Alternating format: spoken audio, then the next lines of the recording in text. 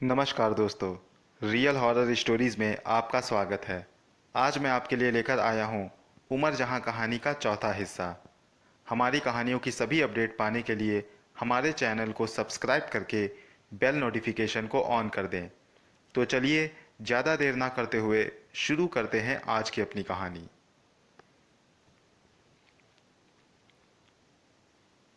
वो मुझे खुद से आग लगाने को कह रहा था। उसने कहा, जल्दी आग लगा ले खुद को, वरना इसे गोली मार दूंगा। इस पर मैंने उससे कहा, किसे मारोगे गोली? इस पर वो अशरफ की तरफ इशारा करके इसे शब्द कहने ही वाला था कि वह खौफ से पीछे हट गया।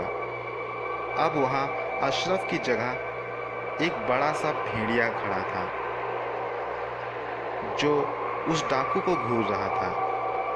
उस भेड़िए ने झपट कर उस डाकू के पैर को अपने जबड़े में दबा लिया। डाकू दर्द से चीख उठा। उसकी चीख सुनकर मैं हंस पड़ी। वो डाकू अभी भी चीख रहा था। मैंने उसके पास जाकर कहा, क्या हुआ, चीख क्यों रहे हो? मेरी बात सुनकर वह एकदम से उठकर बैठ गया।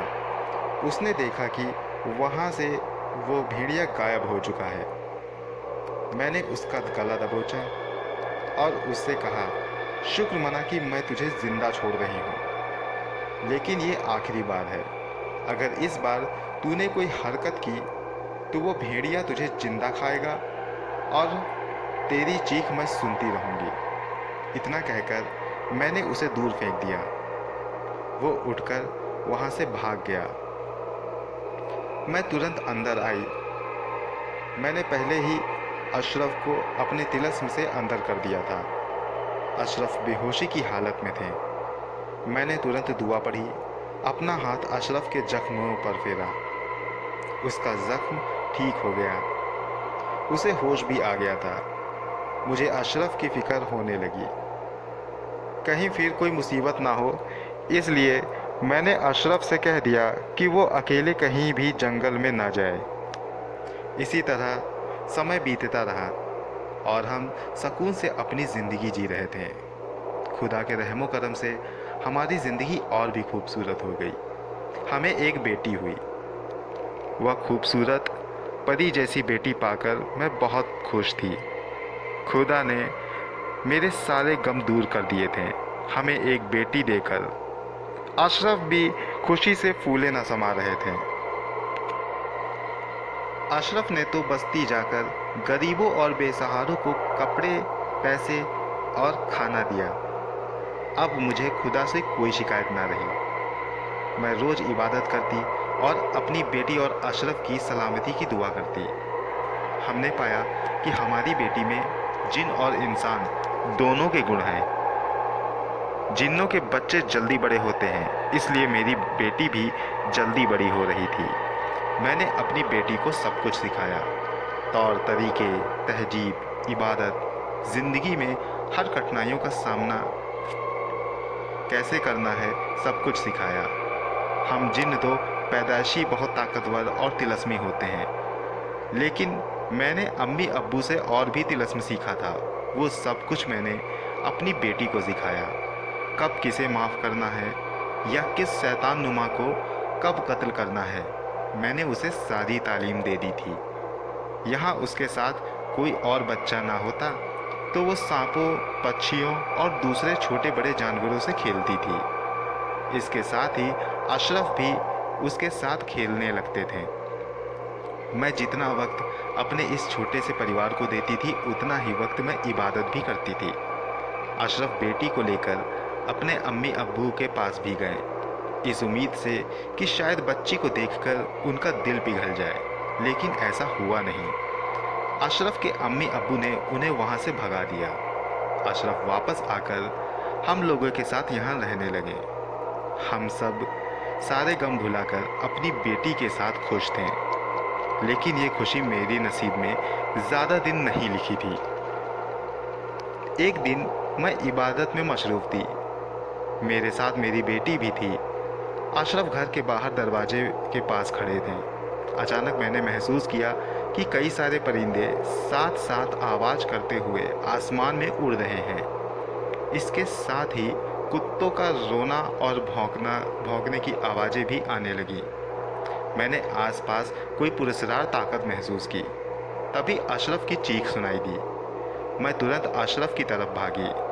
मैंने देखा कि अशरफ के सीने में एक तलवार धंसी धंसी हुई है और सामने वही डाकुओं का सरदार था जो पिछली बार हमें मारने आया था।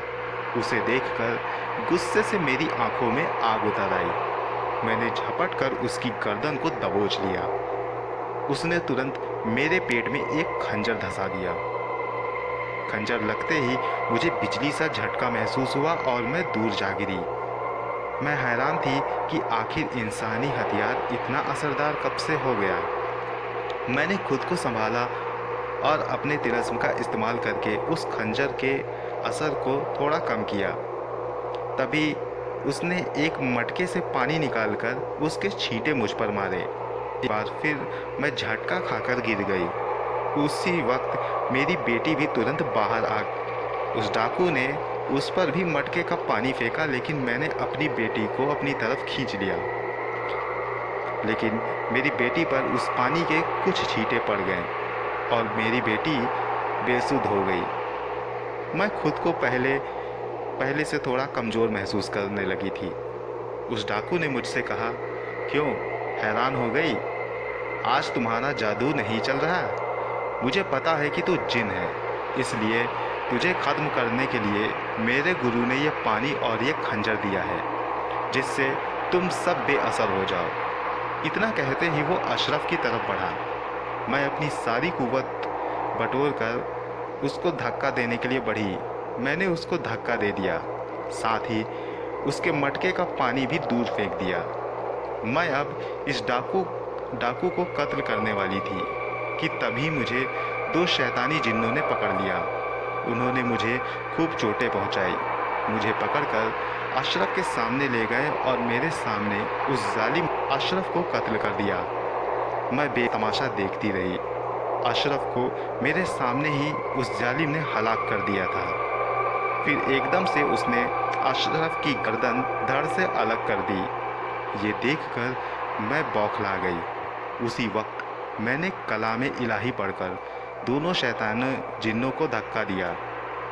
मुझ में उस वक्त पहले जैसी ताकत तो ना थी, लेकिन अशरफ की मौत का इंतकाम लेने के लिए बची हुई ताकत से मैंने उनका मुकाबला किया। मुझे उन्होंने कई बार खंजर से जख्मी किया, लेकिन मैंने किसी तरह अपने तिलस्मी ताकत का इस्तेमाल किया और उन दोनों शैतानों को मार दिया। ये वही शैतान थे जिनकी लाशें आपको इस हवेली में मिली थी। उनको मारने के बाद मैंने उस डाकू को भी तड़पा तड़पा कर मार डाला। अब मैं अकेली बची थी। मैंने अशरफ को खो दिया। मेरी ज़िंदगी बर्बाद हो गई थी। मैंने अशरफ को दफन किया। अपनी बेटी को ठीक करने की काफ़ी कोशिशें की, लेकिन वो ठीक नहीं हुई। वो बेहोशी की हालत में थी।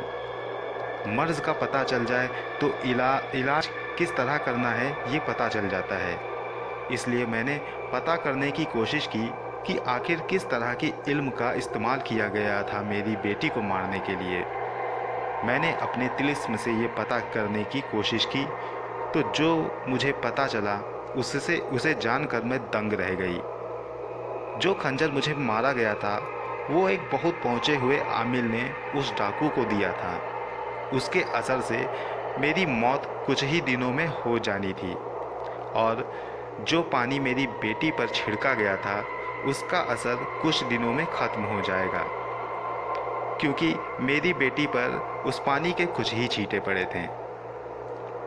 कुछ दिनों बाद मेरी बेटी को तो होश आ गया।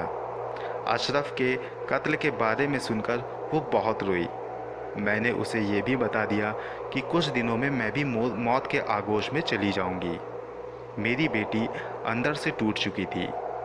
मैंने उसे समझाया, ज़िंदगी में आगे बढ़ने की नसीहत दी, और उसके बाद मैंने एक ऐसे शख्स की तलाश शुरू कर दी जो मेरी बेटी को मेरे बाद पाल पोस सके। मेरी नज़र में आपसे नेक और बेहतर कोई नहीं है, इसलिए मैंने आपको चुन लिया और आपको दिखने लगी और धीरे धीरे यहाँ तक ले आई। ये थी मेरी कहानी। अनवर अली कुछ देर खामोश रहे, फिर गहरी सांस लेकर बोले, वाकई तुम्हारी कहानी दर्दनाक है, लेकिन क्या तुम अब ये चाहती हो कि तुम्हारी बेटी को मैं पालूं? इस पर जोया ने कहा, हाँ, इसी बात का वादा मैंने आपसे पहले ही लिया था। अनवर अली ने कहा, लेकिन अगर आपकी बेटी जिन्न भी है तो उसको कैसा खतरा? जोया ने कहा, भले ही मेरी बेटी जिन्न है, लेकिन अभी बच्ची है। जिस तरह इंसानी दुनिया में अच्छे बुरे दोनों तरह इंसान होते हैं, उसी तरह हमारी दुनिया में भी अच्छे बुरे दोनों तरह के जिन्न होते हैं। बुरे जिन्न हमारी बेटी को अकेला पाकर तंग ना करें, इसलिए आपको अपनी बेटी देना चाहती हूँ। और दूसरी बात, मुझे डर है कि उस डाकू का कोई आदमी फिर आकर मेरी बेटी पर हमला ना कर दे। मैंने अपनी बेटी को सब कुछ सिखाया है, लेकिन फिर भी मैं एक माँ हूँ, इसलिए उसकी फ़िक्र है मुझे। अनवर अली ने कहा, लेकिन हमारे यहाँ भी बच्चे हैं, हम लोग इंसान हैं। खुदा न खास्ता अगर तुम्हारी बेटी ने हमारे घर पर किसी को नुकसान पहुँचाया तो? जोया ने कहा, आप फिक्र न करें, मैंने अपनी बेटी को दिया है, वो किसी का कोई नुकसान नहीं करेगी। आपने मुझसे वादा भी किया है मेरी मदद करने का। आप मेरी आखिरी आस हैं। अगर आपने मेरी मदद नहीं की तो मेरी बेटी बेसहारा हो जाएगी। अनवर अली काफ़ी कश्मकश में थे। उन्होंने अपना फैसला करने के लिए 3 दिन का वक्त लिया और वहाँ से चले गए और अपने मुलाजिम दलवीर को सारा वाक़या बताया। उनके मुलाजिम ने कहा, मालिक, मैं आप जितना पढ़ा लिखा तो नहीं, लेकिन इतना जानता हूँ कि ईश्वर की बनाई मदद कीजिए, बाकी आप समझें। अनवर अली ने 3 दिन तक काफ़ी सोच विचार किया। उन्हें दलवीर की बात सही लगी। उन्होंने फैसला कर लिया कि वो जोया की बेटी को पालेंगे। वे रात में दलवीर को वहीं रुकने को बोलकर अकेले ही उस वीरान हवेली की तरफ निकल पड़े। वहाँ पहुँचकर वे अंदर आए, जोया को पुकारा तो जोया उनके सामने आई। अनवर अली ने अपना फैसला जोया को सुनाया तो जोया बहुत खुश हुई। उसने अनवर अली को अंदर बुलाया। हवेली के अंदर जाकर उसने एक तहखा दरवाज़ा खोला। तहखाने के अंदर कोई मशाल नहीं थी, लेकिन फिर भी एक पुरस्रार रोशनी ने उस तहखाने को रोशन कर रखा था। अंदर जाकर अनवर अली ने देखा तो एक बड़े से पलंग पर जोया की बेटी बैठी हुई थी। वाकई वो बहुत खूबसूरत थी, किसी परी की तरह। उसने जैसे ही जोया को देखा, वो तुरंत भागकर जोया के पास आई, फिर बड़े अदब से अनवर अली को सलाम किया। अनवर अली ने सलाम का जवाब भी दिया। जोया ने कहा, यही है हमारी बेटी। अनवर अली ने कहा, बहुत प्यारी बच्ची है, नाम क्या है इनका? इस पर जोया ने कहा, इनका नाम उमर जहाँ है। फिर जोया ने उमर जहाँ से कहा, बेटी, ये वही बुज़ुर्ग हैं जिनके बारे में मैंने आपको बताया था, अब आपको इनके साथ ही रहना है। उमर जहाँ को जोया काफ़ी देर तक नसीहतें देती रही और उमर जहाँ गौर से जोया की बातें सुनती रही। फिर जोया ने कहा, अच्छा बेटी, वक्त आ गया है अलविदा कहने का। फिर उसने अनवर अली को शुक्रिया कहा और फिर अपनी बेटी को गले लगाकर उसकी पेशानी को चूमा और दोनों एक दूसरे के गले लगकर रो पड़ी। कुछ देर बाद जोया उठकर दूर खड़ी हो गई। उसका चेहरा काला पड़ने लगा था। वो तड़पने लगी और देखते ही देखते उसके जिस्म में काले रंग की आग लग गई। जलते जलते अनवर से जोया ने कहा, मेरी बेटी का ख्याल रखना।